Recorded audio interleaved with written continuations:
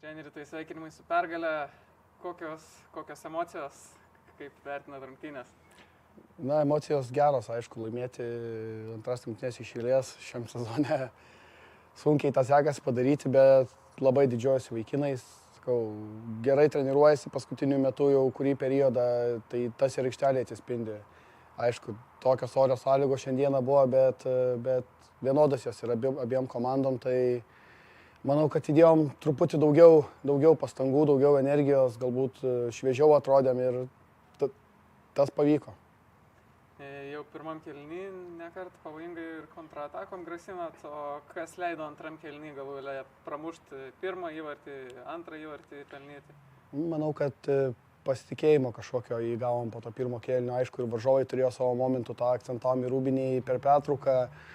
Turėjo ir jie savų argumentų, mes irgi taip pat turėjom savų, bet geriau sprendėm turbūt tos savo momentus, ką turėjom. Manau, kad antram kėliny tikrai žaidėm geriau negu varžovai, daugiau momentų kūrėm, pavojingų, aišku, norėtųsi ir daugiau tų įvarčių įmušti, geriau truputėlį spręsti tos momentus, bet kai laimi, tai nieko negali teisti ir, sakau, džiaugiuosi tuo, ką turim 3 taškus ir tas smagu.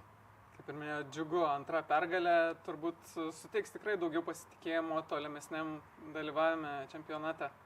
Na, tikiuosi, turėjom ir prieš tai šiam sezonė 2 pergalės iš eilės. Galbūt kažkur per daug gerai apie save pagalvom tuo momentu, tada kritom į tokią duobę, dabar vėl turim 2 pergalės iš eilės.